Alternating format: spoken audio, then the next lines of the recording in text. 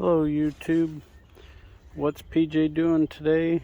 I'm going to test out my planer, ryobi 18 volt planer.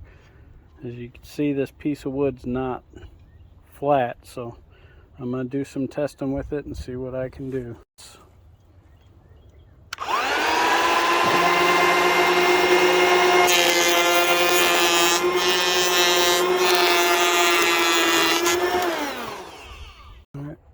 Alright, so this is the back side, and I've got it pretty well.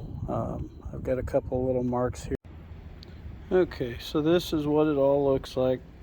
That's as far as I'm going with it right now. That's the front side that had the real deep marks that you saw.